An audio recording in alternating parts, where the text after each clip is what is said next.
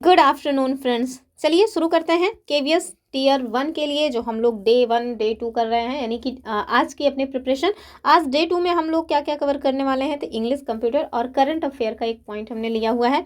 सबसे पहले हम इंग्लिश से शुरू करेंगे और इंग्लिश में आज जो हम लोग पढ़ने वाले हैं वो है टेंस अर्थात काल। ठीक है, तो इसका आज का टॉपिक हमारा ये है।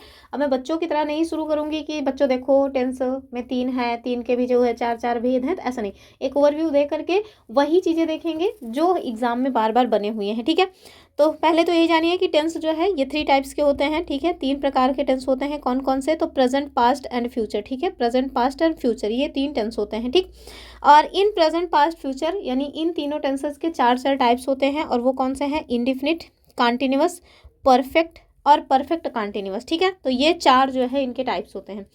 अब हम लोगों ने ये सब नहीं पढ़ना है। ठीक है, हम लोग क्या पढ़ेंगे? जहाँ पे हमारे एग्जामिनर के द्वारा हमको बार बार फंसाया गया है। तो सबसे पहले आप देखिए कि टोटल 3 टाइप्स के चीज़ें हैं जिनमें हमारे एग्जामिनर हमको हमेशा ही फंसाते हैं। प्रीवियस ईयर क्वेश्चन एनालिसिस करेंगे तब तो आपको पता चलेगा। उसी में सबसे पहला जो रूल हम लोग ले रहे हैं वो है भूतकाल का समय, यानी कि द टाइम ट्रेवल रूल। इसको कहते हैं द टाइम ट्रेवल रूल। इसमें क्या होता है कि अगर कोई निश्चित समय की बात की गई है, ठीक है, जैसे यस्टरडे या फिर जो है टूडे का है पास्ट की बात होगी इसमें, जैसे यस्टरडे हो गया, लास्ट नाइट हो गया, 2 डेज अगो हो गया, या फिर इन 1947। तो ये सारी जो चीज़ें हैं ना वो एक फिक्स टाइम की बात कर रही हैं और बीते हुए कल की बात कर रही हैं। तो उसमें हम लोग क्या करते हैं? सिंपल पास्ट यानी कि V2 का यूज़ करते हैं। अब जैसे कोई भी क्रिया है, ठीक है, उसको ना कैसे first form, second form, third form, I और ING फॉर्म, इस तरह से हम लोग डिवाइड करते हैं। जैसे फर्स्ट फॉर्म में आपने गो वेंट गान वैसे ही शब्दों में ही यूज़ किया होगा। जैसे कुछ कहते हैं कि लाइट गो वेंट गान हो गई, तो जैसे हम लोग भी कभी कभी इस तरह की बातें बोलते हैं। लाइट अगर कट जाती है तो कहते हैं लाइट गो वेंट गान हो गई। ये जो गो वेंट गॉन है ये एग्जैक्टली है क्या? तो ये फॉर्म है। ठीक है, वर्ब के फॉर्म्स है। जैसे फर्स्ट फॉर्म तो हो गया गो, सेकेंड फॉर्म हो गया वेंट और थर्ड फॉर्म हो गया गॉन। ठीक है, और ING में तो गोइंग हो जाएगा। ठीक है, तो यहाँ पे जब भी आपको वाक्य में भूतकाल का कोई निश्चित समय दिया गया हो, फॉर एग्जाम्पल एस्टरडे यानी कि बीता हुआ कल, लास्ट नाइट यानी कि जो कल रात बीत गई वो, या फिर जैसे कोई स्पेसिफिक ईयर दे दिया गया हो इन 1947, जैसे भारत देश आज़ाद हुआ था ना 1947 में, तो वो जो इन 1947 है, या फिर 2 दिन पहले, 3 दिन पहले, इस तरह की बातें हैं, तो आप समझिए कि वहाँ पे हम लोग जो वर्ब यूज़ करेंगे, वर्ब का सेकंड फॉर्म यूज़ करेंगे। ठीक है, एकदम माइंड में इस बात को फंसा के रख लीजिए। फंसा के इट मीन्स बैठा के रख लीजिए।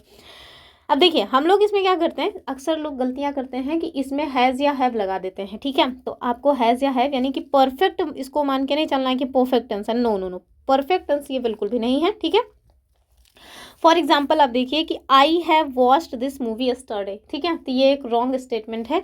क्या कह रहा है कि I have watched this movie yesterday, तो ये इस तरह से नहीं होगा। इसका जब आप सही जो है सेंटेंस बनाने जाएंगे तो क्या हो जाएगा? I watched this movie yesterday. ठीक है, मैंने ये मूवी कल मतलब देखा था। ठीक है, तो इस तरह से होगा, ना कि देख चुका था। अब जैसे ये जो वॉच्ड, आई हैव वॉच्ड है ना, तो ये हो जाता है कि कल मैं ये मूवी देख चुका था। तो ऐसे तो हम लोग बोलते नहीं, हम लोग क्या कहते हैं? कल मैंने ये मूवी देखी। तो ये क्या हो जाएगा? I watched this movie yesterday. ठीक है, आगे देखिए एक और मतलब हमने दिया हुआ है सेंटेंस, और ये सही सेंटेंस है कि इंडिया गॉट इंडिपेंडेंस इन 1947। ठीक है, तो ये जो इंडिया गॉट, ये गेट का जो है, गेट का सेकंड फॉर्म यहाँ यूज़ किया गया है कि भारत देश को जो स्वतंत्रता मिली थी, भारत देश जो आज़ाद हुआ था, वो कब हुआ था? 1947 में। अब इसमें भी अगर आप लिख देंगे कि India has got independence in 1947, तो ये स्टेटमेंट रॉन्ग हो जाएगा। ठीक है, ध्यान रखिएगा, ये सेंटेंस बनाने का एक सही तरीका आपको पता होना चाहिए कि जब भी किसी स्पेसिफिक टाइम पीरियड की बात की जा रही हो और भूतकाल के यानी कि बीत चुके हुए बात मतलब समय की बात हो रही हो, तो वहाँ पे हम लोग वर्ब का सेकंड फॉर्म लगाते हैं, ना कि थर्ड फॉर्म या फिर हैज़, हैव या हैड। ठीक है, चलिए ये हमारा पहला जो है कंसेप्ट या पहला रूल रहा। जो हमारा सेकेंड रूल है वो देखिए, वो है सिंस या फॉर का नियम। ठीक है, तो सिंस और फॉर ये कहाँ पे यूज़ होता है? ये जब भी यूज़ होता है ना, आप ध्यान रखिएगा, perfect continuous, perfect continuous tense के साथ ही यूज़ होगा। ये कभी भी और किसी जो है टेंस में यूज़ नहीं होगा। ना तो इंडिफिनिट में होगा, ना तो कंटिन्यूअस में होगा, और ना ही तो आपको देखने को मिलेगा कि परफेक्ट में। ठीक है, कहाँ पे यूज़ होता है? परफेक्ट कंटिन्यूअस में। जैसे सपोज दैट आपको नियम दे दिया है कि अगर वाक्य में सिंस या फॉर के साथ टाइम दिया है, ठीक है, for example since morning, for 2 hours, तो वहाँ पे आप कभी भी इज, आर, एम, वाज, वर इस तरह के जो क्रिया है उसको यूज़ नहीं करिएगा। क्यों? क्योंकि ये शब्द जो है ना वो हमेशा ही परफेक्ट कंटिन्यूअस टेंस के साथ यूज़ होता है, फिर चाहे वो प्रेजेंट परफेक्ट कंटिन्यूअस हो, चाहे पास्ट परफेक्ट कंटिन्यूअस हो, या फिर फ्यूचर परफेक्ट कंटिन्यूअस टेंस हो, ठीक है। अब देख लेते हैं फॉर एग्जाम्पल, जैसे सी इज स्लीपिंग फॉर 2 आवर्स, ये सरासर गलत स्टेटमेंट है, ठीक है, गलत मतलब एकदम गलत सेंटेंस है कि सी इज स्लीपिंग फॉर 2 आवर्स, नहीं।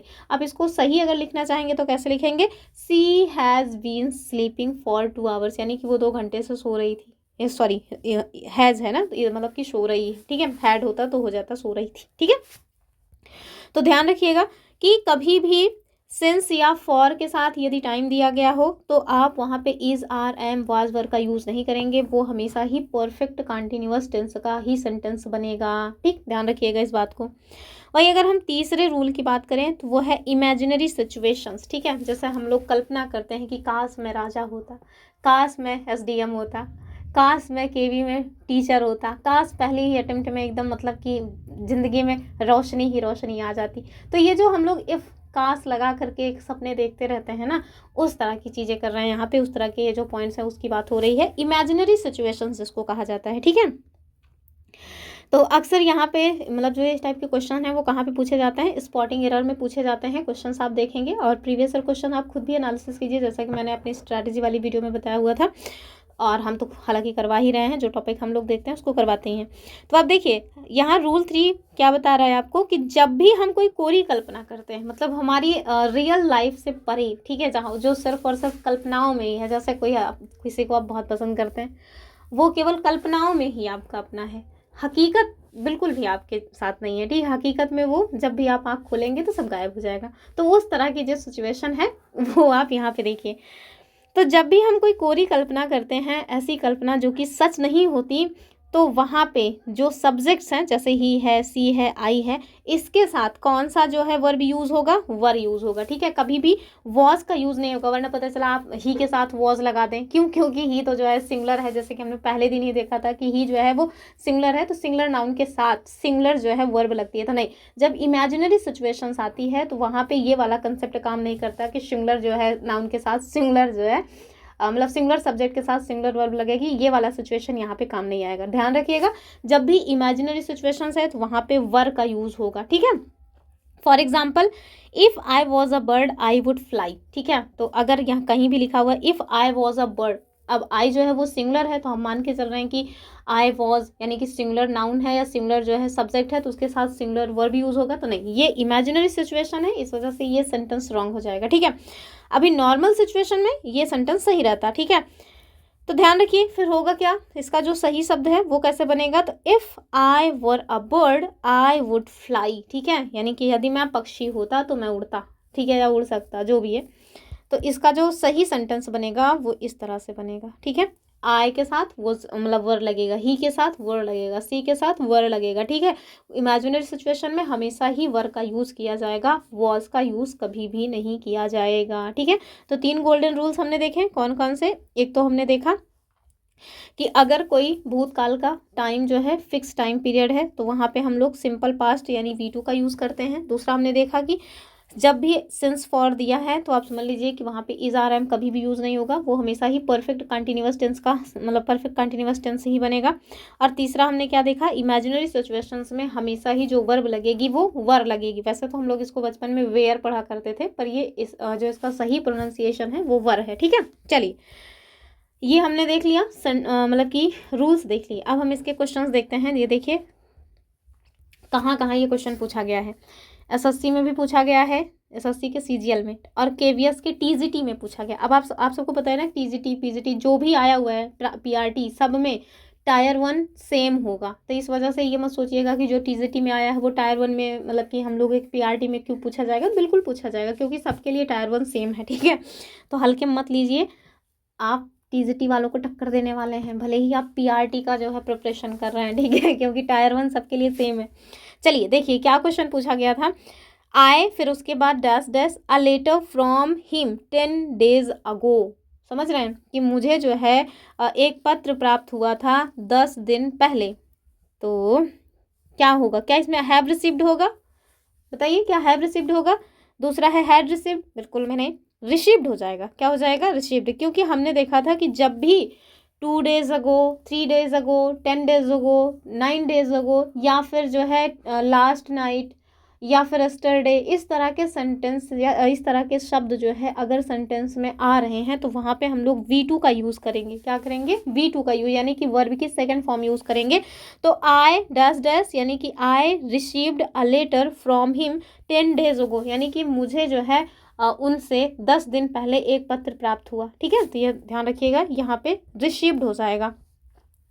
नेक्स्ट क्वेश्चन देखिए, ये एक इमेजिनरी सिचुएशन का जो है आ रहा है क्वेश्चन कि इफ़ आई, देखिए इमेजिनरी सिचुएशन में ना सबसे पहले आपको इफ़ ही सामान्यता देखने को मिलेगा। ठीक है, तो कह रहे हैं if I dash dash a millionaire I would help the poor. ठीक है, अब आप समझ ही सकते हैं कितने मिलीनियर हैं जो पुअर्स की मदद कर रहे हैं। ठीक है, तो बताइए क्या हो जाएगा। इफ़ आई, अभी हमने देखा था कि जब भी इमेजिनरी सिचुएशन की बात आएगी वहाँ पे हमेशा ही वर का यूज़ होगा। क्या होगा, वर का यूज़ होगा।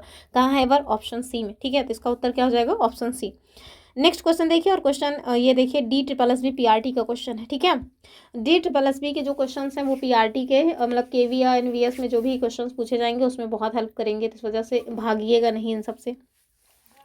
जो नेक्स्ट क्वेश्चन है ये देखिए KVS PRT का ही क्वेश्चन है और मोस्ट रिपीटेड क्वेश्चन ये आपको देखने को मिलेगा। ठीक है, कह रहे हैं द पेशेंट फिर dash dash before the doctor केम। ठीक है, इस तरह के क्वेश्चंस मेरे ख्याल से बचपन से बहुत पढ़ने को मिले हैं। तो देखिए हमारे पास ऑप्शंस क्या हैं, died, had died, has died, या फिर वॉज डाइंग। तो वॉज डाइंग, डाइड ये सब तो होगा नहीं, डाइड वैसे इसको पढ़ते भी नहीं, डेड पढ़ते हैं। ठीक है, तो ये इसका जो सही उत्तर हो जाएगा वो हो जाएगा द पेशेंट हैज़, क्या हो जाएगा, हैज़ या फिर हैड। तो इसका जो सही उत्तर होगा वो हो जाएगा हैड डिड। ठीक है, क्यों, क्योंकि ये पास्ट की बात हो रही है। ठीक है, यानी कि the patient had did before the doctor केम, यानी कि डॉक्टर के पहुंचने के पहले ही जो मरीज है वो मर चुका था, तो इसको इस वजह से ऐसे लिखेंगे। ठीक है, आगे देखिए अगला जो क्वेश्चन है ये NVS और टेट दोनों में ही पूछा गया क्वेश्चन है। कह रहे हैं इट फिर dash dash raining since morning. बताइए इसका जो सही उत्तर है वो क्या हो जाएगा। तो अभी हमने एक रूल पढ़ा था, कौन सा, फॉर और सिंस का रूल। क्या पढ़ा था, फॉर एंड सिंस, मतलब सिंस का रूल। और यहाँ पे देखिए साफ साफ लिखा हुआ है सिंस मॉर्निंग। तो हमने देखा था कि ये परफेक्ट कंटिन्यूअस का ही टेंस होगा। फिर वो प्रेजेंट है, पास्ट है, फ्यूचर है, ये तो आप खुद ही देख कर समझ सकते हैं। ठीक है, तो होना क्या चाहिए, परफेक्ट कंटिन्यूअस और परफेक्ट कंटिन्यूअस है, इट मीन्स यहाँ पे जो सही उत्तर होगा वो हो जाएगा हैज़ बीन। ठीक है, क्योंकि कंटिन्यूअस में आप देखिए has been, have been, had been, यही तीनों आएगा यहाँ। ठीक है, तो इसका उत्तर क्या हो जाएगा, has been, it has been raining since morning. इसका उत्तर होगा ऑप्शन सी वाला। वही लास्ट क्वेश्चन इस वीडियो का नहीं, इंग्लिश वाले चैप्टर का। और देखिए ये KVS PRT का क्वेश्चन है। क्या पूछ रहे हैं, कह रहे हैं she dash dash to the cinema last night. अब देखिए last night, yesterday, last night, 10 days ago या 1947, इस तरह का जब भी बात आएगा उसमें आप क्या करिएगा, वर्ब की सेकंड फॉर्म यूज़ करेंगे। क्या करेंगे, वर्ब की सेकंड फॉर्म यूज़ करेंगे। अर्थात सी गॉन, ये गॉन जो है ये थर्ड फॉर्म हो जाएगा, बिल्कुल नहीं हो जाएगा हैज़ गॉन। तो आप समझिए ये मतलब कि कौन सा टेंस हो जाएगा, ये हो जाएगा हमारा पास्ट परफेक्ट टेंस। ठीक है, तो ये है नहीं, हैड गॉन, सॉरी ये प्रेजेंट परफेक्ट है, सॉरी ये प्रेजेंट परफेक्ट है। ठीक, क्योंकि हैज़ गॉन लिखा हुआ है। हैड गॉन जो है ये प्रेजेंट मतलब पास्ट परफेक्ट टेंस है। ठीक है, बचा क्या हमारे पास, वेंट। क्यों, क्योंकि वर्ब की सेकंड फॉर्म है वेंट, गो, वेंट, गॉन, अभी मैंने आपको बताया। इसका उत्तर हो जाएगा ऑप्शन डी वाला कि she went to the cinema last night. Option D जो है वो एकदम सही उत्तर हो जाएगा। ठीक है, मैं देखिए बहुत ज़्यादा डीप में इस वजह से मैं डिस्कस नहीं कर रही हूँ, क्योंकि मैं इतना मान के चल रही हूँ कि इतना टाइम हमारे पास बचा नहीं है कि एक एक पॉइंट्स आपको समझाया जाए। आपने पहले से कुछ ना कुछ पढ़ा होगा, आपको टेंस वगैरह की जानकारी होगी। हम केवल उन बातों को डिस्कस कर रहे हैं जिनसे क्वेश्चंस हमेशा ही बनते रहे हैं। ठीक है, चलिए खत्म हुआ कहानी इंग्लिश का। अब हम लोग पहुँचते हैं अपने कंप्यूटर वाले सेक्शन पे। आज हमने कंप्यूटर में मेमोरी और स्टोरेज जो है उसको लिया था, और इसमें हम लोग देखेंगे जो मेमोरी और स्टोरेज है बहुत सारे क्वेश्चन इससे बनते हैं। हमने PYQ शामिल भी किया है। देखिए जब भी हम लोग कंप्यूटर में मेमोरी की बात करते हैं ना, तो मेमोरी के हम लोग दो हिस्सों को पढ़ते हैं। पहला है हमारा प्राइमरी मेमोरी और दूसरा है हमारा सेकेंडरी मेमोरी। ठीक है, जो प्राइमरी मेमोरी है यानी कि प्राथमिक मेमोरी और द्वितीयक मेमोरी। जो प्राइमरी मेमोरी है यानी कि प्राथमिक जो मेमोरी है, इसके दो हिस्से होते हैं। कौन, एक तो होता है रैम और दूसरा होता है रोम। ठीक है, तो अगर हम प्राइमरी मेमोरी की बात करें तो ये जो प्राइमरी मेमोरी है ये काम करने वाली जगह होता है और ये सीपीयू के काफ़ी पास होती है। ठीक है, कहाँ? सीपीयू के काफ़ी पास होती है। इसके बिना जो कंप्यूटर है वो स्टार्ट ही नहीं होता है। ठीक है, ध्यान रखिएगा कि बिना सीपीयू के कंप्यूटर स्टार्ट नहीं होगा, क्योंकि उसका ना मतलब कि दिमाग माना जाता है। जो सीपीयू है वो कंप्यूटर का दिमाग माना जाता है और इस सीपीयू के बारे में अगली वीडियो में हम लोग देखेंगे। खैर देखिए, आगे देखिए, जो हमारी मतलब कि ये जो मेमोरी है उसके हमने दो प्रकार बताए थे कि जो प्राइमरी मेमोरी है यानी कि प्राथमिक मेमोरी है उसके दो टाइप्स हैं, एक रैम दूसरा है रोम। अगर हम रैम की बात करें, ठीक है, RAM it means random access memory. ठीक है, रैंडम एक्सेस मेमोरी। और ये होता कैसा है, मतलब लाइक अ वेटिंग रूम, यानी कि वेट करने, जैसे आप किसी जगह कोई रूम है उसमें आप बैठ के सिर्फ वेट करते रहते हैं, तो वैसे ही ये भी है। जो रैम है वो लाइक अ वेटिंग रूम है। फॉर एग्जाम्पल कह रहे हैं कि जब आप मोबाइल या कंप्यूटर पर कोई भी ऐप खोलते हैं, सपोज दैट आपने कोई एक ऐप खोला, जो भी आपका फेवरेट ऐप हो, ज़्यादातर लोग इंस्टाग्राम खोलते हैं तो वो एक ऐप है, ठीक है, तो वो रैम में आ जाता है। ठीक है, और ये वॉलेटाइल होता है, अर्थात अस्थाई होता है, यानी कि स्थाई नहीं रहेगा। जब भी आप फ़ोन बंद करेंगे या आप मतलब कि लाइट बंद करेंगे तो फिर ये गायब हो जाएगा। ठीक है, एग्जाम्पल, सपोज दैट आप कुछ टाइप कर रहे हैं और उसको आपने अभी सेव नहीं किया है, तो ये जो अभी आपने उसको सेव नहीं किया है तो ये किस मेमोरी में है, तो ये उसी मेमोरी में है, यानी कि रैम यानी रैंडम एक्सेस मेमोरी में है। ठीक है, तो ध्यान रखिएगा, जो रैंडम एक्सेस मेमोरी है इसको हम लोग रैम कहते हैं। ये एक वॉलेटाइल यानी कि अस्थाई मेमोरी है, अस्थाई बिल्कुल भी नहीं है। जब भी लाइट या बंद करेंगे, जब भी फ़ोन या कंप्यूटर बंद करेंगे तो इसमें आपने जो भी डाटा रखा है वो डिलीट हो जाएगा। फॉर एग्जांपल, आप कुछ टाइप कर रहे हैं, टाइप करते हुए आपने उसको सेव नहीं किया है, आपने मोबाइल बंद किया, आपका वो जो टाइप किया हुआ था वो ख़त्म हो जाएगा। ठीक है, तो इसी को हम लोग क्या कहते हैं, रैंडम एक्सेस मेमोरी। ठीक है, आगे देखिए, दूसरी जो मेमोरी है वो है रोम, जिसे हम लोग रीड ओनली मेमोरी कहते हैं। ये केवल पढ़ने के लिए होता है, इसे आप बदल बिल्कुल भी नहीं सकते हैं। और ये नॉन वॉलेटाइल होता है, अर्थात एकदम स्थायी होता है, लाइट जाने पर भी इसमें से डेटा जो है वो नहीं उड़ता है। इसमें कंप्यूटर को स्टार्ट करने के प्रोग्राम लिखे होते हैं, जिसे क्या कहते हैं, BIOS कहा जाता है। ठीक है, तो रोम जो है ये बहुत इंपॉर्टेंट है। इसे में जो है कंप्यूटर को स्टार्ट करने के प्रोग्राम लिखे होते हैं, जिसको क्या कहते हैं, BIOS। ठीक है, नेक्स्ट देखिए, प्राइमरी मेमोरी में हमने देख लिया रैम और रोम होता है। वहीं आते हैं सेकेंडरी मेमोरी में, और जो सेकेंडरी मेमोरी है ये एक स्टोरेज की तरह होता है। ठीक है, इसमें चीज़ों को स्टोर करने की जो है बातें की जाती है। फॉर एग्जांपल, कि ये डाटा को हमेशा के लिए सेव करने के लिए यूज़ होता है। जैसे हार्ड डिस्क ले लीजिए और उसमें SDD हो गया, SSD हो गया, तो ये ना आपकी सारी फ़ोटोज़, आपकी वीडियोज़, फाइल जो भी होते हैं इनको सेव करके रखने का काम है इसका। वहीं अगर आप पेन ड्राइव या CD या फिर DVD की बात करें तो ये भी सेकेंडरी मेमोरी है, क्योंकि एज अ स्टोरेज ये लोग भी काम करते हैं। ठीक है, तो हमने मेमोरी की बात की, प्राथमिक और द्वितीयक मेमोरी। आगे देखिए, ये क्या हो गया, खैर जाने दीजिए। ये वाला हम टॉपिक कल पढ़ चुके थे, इसको नहीं देखेंगे और इसको अगले में देखना है। ठीक है, तो इसको नहीं देखना अभी। ये देख लीजिए, जैसे मैं अभी बता रही थी CPU वाली बात ना, तो देखिए जो CPU है ना, ये कंप्यूटर का दिमाग होता है। क्या होता है, CPU, ये कंप्यूटर का दिमाग होता है। बहुत बार इससे जो है CPU का फुल फॉर्म ही पूछते हैं। ठीक है, तो आप मुझे कंट्रोल करके बताइएगा। आप ना मुझे कॉमेंट करके बताइएगा कि जो CPU है इसका फुल फॉर्म क्या होता है, क्योंकि बहुत बार ये क्वेश्चन बना हुआ है। कहाँ यहाँ आ गए। अब देखिए, जो CPU है, यद्यपि ये कंप्यूटर का दिमाग होता है, लेकिन इसके दो हाथ होते हैं। किसके, कंप्यूटर के नहीं, CPU के दो हाथ होते हैं, और उन दो हाथ का नाम क्या है, एक तो ALU है और दूसरा है CU। ठीक है, अगर हम लोग ALU की बात करें तो ये अरिथमेटिक लॉजिक यूनिट इसका फुल फॉर्म होता है, और ये सारा जो भी मैथ्स वाला काम होता है, जोड़ घटाना वाला काम, ये अरिथमेटिक लॉजिक यूनिट यानी ALU के द्वारा किया जाता है। ठीक है, वहीं अगर आप देखें तो जो दूसरा हाथ है इसका CU, जिसे कंट्रोल यूनिट कहते हैं, और ये एज अ मैनेजर काम करता है, यानी कि इसका काम है चीज़ों को मैनेज करना। ठीक है, चीज़ों को ज़्यादा से ज़्यादा जितना कंट्रोल करने का काम होता है वो CU का काम होता है। जैसे ट्रैफिक पुलिस जो है उसका काम क्या होता है, चीज़ों को कंट्रोल करना, तो वही काम इसका होता है कंप्यूटर के CPU में, CU का। ठीक है, तो ये मैंने रखा हुआ था, इस वजह से मैंने आपको बता दिया। अब देखिए, अगला जो टॉपिक है इसी में, मतलब Day 2 में ही हम लोग जो देखने वाले हैं वो मेमोरी यूनिट्स को देखेंगे, और ये मेमोरी यूनिट्स बहुत ज़्यादा इंपॉर्टेंट है। हम दिखाएंगे आपको कैसे कैसे से क्वेश्चन बने हुए हैं। तो ध्यान रखिए कि कंप्यूटर में डेटा मापने की एक यूनिट होती है। ठीक है, अब जैसे दूध मापना हो तो उसकी एक यूनिट होती है ना, लीटर में हम लोग मापते हैं, या मतलब चीनी खरीदना है तो उसे हम लोग किलोग्राम में माप लेते हैं। तो वैसे ही कंप्यूटर में भी कोई भी डेटा मापने की एक यूनिट होती है। ठीक है, और इसे छोटे से बड़े के क्रम में याद रखना पड़ता है। सबसे छोटी इकाई की यदि हम बात करें तो वो क्या होती है, बिट होती है। ठीक है, तो बिट कंप्यूटर में सबसे छोटी इकाई होती है, 0 या 1 में इसको लिखा जाता है। ठीक, ध्यान से इसको देखिएगा, बहुत बार ये पूछा जाता है आपसे। कभी कभी पूछ लेते हैं कि बताओ एक निब्बल कितना होता है, तो एक निब्बल में ना 4 बिट्स होते हैं। ठीक है, तो 4 बिट्स मिल करके एक निब्बल का निर्माण करते हैं। ठीक है, 4 bits is equal to 1 nibble. और बिट जो है वो एकदम स्मॉलेस्ट यानी कि स्मॉलेस्ट यूनिट है किसका, कंप्यूटर का। आगे देखिए, इसके मतलब कि बिट से जो बड़ा होता है उसे क्या कहते हैं, उसे कहते हैं निब्बल। निब्बल से भी जो बड़ा होता है उसे हम लोग कहते हैं, तो निब्बल से जो बड़ा होता है उसे हम लोग बाइट कहते हैं। ठीक है, और बाइट से भी बड़ा फिर जो है आप देखेंगे किलोबाइट, किलोबाइट से भी बड़ा मेगाबाइट, मेगाबाइट से भी बड़ा गीगाबाइट, गीगाबाइट से भी बड़ा टेराबाइट हो जाता है। ठीक है, चलिए फटाफट देख लेते हैं। हमने देखा बिट सबसे छोटी इकाई है, 4 बिट मिला करके एक निब्बल का निर्माण करते हैं।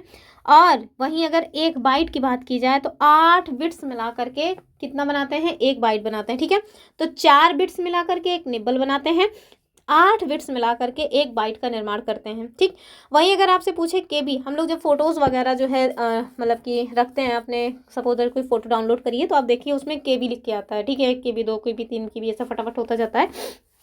तो वही ये जो केबी है ना, ये मतलब कि जो केबी है, तो 1 केबी में कितने मतलब बाइट्स होते हैं, तो 1024 बाइट्स होते हैं। ठीक है, और वहीं अगर आपसे कहें कि चलो केबी की जो बड़ी यूनिट है वो होती है एमबी, और 1 एमबी में कितने जो है केबी होते हैं, तो 1024 केबी होते हैं।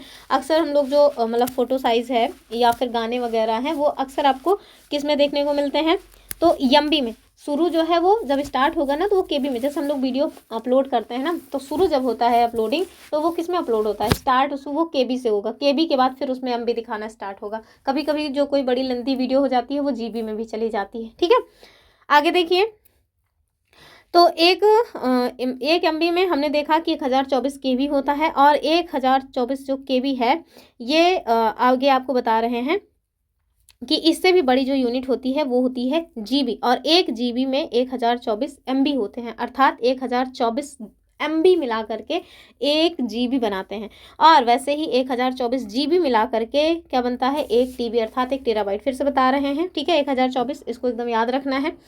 सबसे छोटी इकाई बिट, बिट से बाइट, बिट से अगर आप निब्बल छोड़ भी दे रहे हैं तो उसके बाद याद रखिएगा, क्योंकि निब्बल अक्सर पूछा नहीं गया है, बहुत कम ही पूछा गया है, लेकिन बिट और बाइट बहुत पूछा जाता है तो पूछ लिया जाता है। लिख के क्या देते हैं कि 1 बिट बराबर 8 बाइट। ठीक है, 1 बिट बराबर 8 बाइट, और फटाक से यहीं पर फिर धराशायी हो जाते हैं। क्यों, क्योंकि 1 बिट बराबर 8 बाइट नहीं होता भैया, 1 बाइट बराबर 8 बिट होता है। ठीक है, तो एकदम धराशायी नहीं होना है अगर हमारे साथ लगे हुए हैं तो। चलिए फिर से देखिए, बिट सबसे छोटी इकाई, बिट के बाद निब्बल, निब्बल के बाद आता है बाइट, बाइट के बाद आता है केबी, केबी के बाद एमबी, एमबी के बाद एमबी के बाद आता है जीबी, जीबी के बाद टीबी। इसके अगर फुल फॉर्म देखिए तो KB it means kilobyte, MB it means megabyte, और GB it means gigabyte, TB it means terabyte. ठीक है, ध्यान रखिएगा इसको।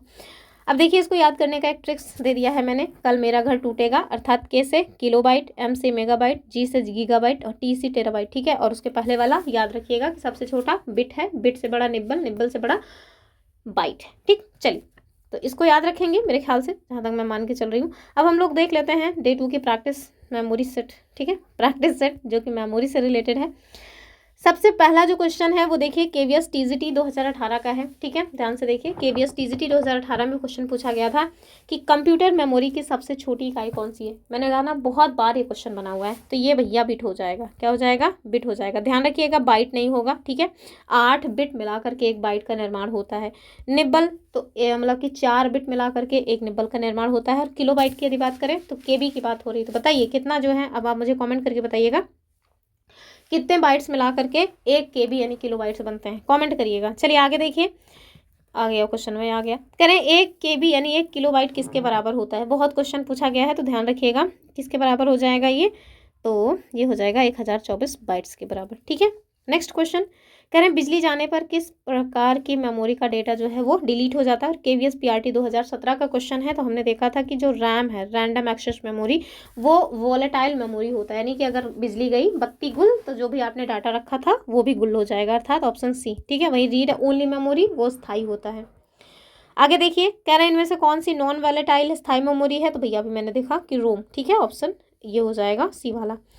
अगला जो है वो आपसे क्या कह रहे हैं कि मेमोरी यूनिट्स का सही बढ़ता हुआ क्रम आपको बताना है। बढ़ता हुआ क्रम, बढ़ते क्रम की बात हो रही है, ठीक है, बढ़ता क्रम। चलिए, वैसे मैं सोच रही हूँ इसको आपके लिए रख दूँ, चलो आपके लिए रखती हूँ, क्योंकि बताया तो है ही। इस क्वेश्चन को आपके लिए होमवर्क है, आप मुझे कमेंट करके बताइएगा, ताकि मुझे पता चले कि आपको कुछ समझ आ रहा है कि नहीं। और आपके मन में कोई डाउट है तो आप मुझसे कमेंट करके पूछ सकते हैं, ठीक है। और ये आपके लिए होमवर्क है, क्वेश्चन नंबर 5। क्वेश्चन नंबर 5 का ABCD क्या होगा, यही आप लोग कॉमेंट करिएगा, ठीक है। अब ये देखिए, एक निब्बल में कितने बाइट्स होते हैं, सॉरी कितने बिट्स होते हैं, तो हमने देखा 4 बिट्स होते हैं। कितने? 4 बिट्स होते हैं एक निब्बल में, ठीक है। चलिए, तो बस इतने हमने कंप्यूटर की जो चीज़ें हैं वो ली थी, ज़्यादा बड़ी वीडियो भी नहीं बनानी है। आज हमने जीके करंट अफेयर्स में एक क्वेश्चन लिया हुआ है। क्वेश्चन क्या लिया है, एक टॉपिक लिया है। अगर आप लोगों ने करंट अफेयर में देखा होगा तो एक मामला बहुत चर्चे में आया था। मामला क्या है, एक स्कीम है जो बहुत चर्चा में आई थी। अब दरअसल ये एजुकेशन से जुड़ी हुई है, इस वजह से एग्जाम के पॉइंट ऑफ व्यू से इंपॉर्टेंट हो सकती है। और वो स्कीम कौन सी है, वो है PM श्री योजना। नाम सुना कि नहीं? अभी लगभग एक आध सप्ताह पहले ये खबर में थी, ठीक है। तो ये जो PM श्री स्कीम है, इसका फुल फॉर्म पहले जानिए, PM schools for rising India, ठीक है। फुल फॉर्म क्या हो जाएगा, PM schools for rising India, ये फुल फॉर्म है। उद्देश्य क्या है इसका, तो इसका उद्देश्य ये है कि हमें नए विद्यालयों को नहीं बनाना है, ठीक है। यानी कि हम लोग नए विद्यालय नहीं बनाएंगे, जो पुराने सरकारी विद्यालय हैं, जैसे KVS हैं, NVS हैं, या अन्य जो भी मतलब सरकारी विद्यालय हैं, उन्हें अपग्रेड करना है, ठीक है। यानी कि नए विद्यालय बनाने की अपेक्षा जो पहले के विद्यालय हैं उन्हें अपग्रेड करना, ये उद्देश्य है PM श्री स्कीम का, ठीक है। लक्ष्य क्या है कि पूरे भारत में 14,500 से ज़्यादा जो स्कूल हैं इनको मॉडर्न बनाया जाए, ठीक है। तो इससे क्वेश्चंस बन सकते हैं कि बताइए कि PM श्री स्कीम का उद्देश्य क्या है। क्या इसमें नए स्कूल बनाए जाएंगे, या फिर पुराने स्कूलों को अपग्रेड किया जाएगा, या फिर जो है टीचर्स को जो है मतलब शिक्षित किया जाएगा। इस तरह के जो ऑप्शंस दे करके आपको फंसाया जा सकता है। तो ध्यान रखिएगा कि जो PM श्री स्कीम है, इसका मुख्य उद्देश्य है कि भैया ये पुराने विद्यालयों को अपग्रेड करेगी, नए विद्यालय बनाने का इसका उद्देश्य नहीं है। और कितने विद्यालय का अपग्रेड करना है या मॉडर्न बनाना है, तो 14,500 विद्यालयों को, ठीक है। क्या इसमें KVS NVS शामिल है? हाँ, ये भी शामिल है। तो बस यही सारे टॉपिक्स थे जो आज हमें जो है डिस्कस करने थे, बस इतने ही थे। चलिए, आई होप आपने वीडियो में कुछ नया जाना समझा होगा। अगर आपको हमारे एफर्ट्स पसंद आ रहे हैं तो डेली 2:30 बजे जुड़ करके आप हमें पूरा कंप्लीट वॉचिंग आवर दे करके थैंक्स बोल सकते हैं, ठीक है। अगर आपको एफर्ट्स पसंद आ रहे हैं तो, वरना नहीं आ रहे तो कोई बात ही नहीं। खैर, आज के लिए इतना ही, फिर मिलते हैं, तब तक के लिए नमस्कार एंड जय हिंद।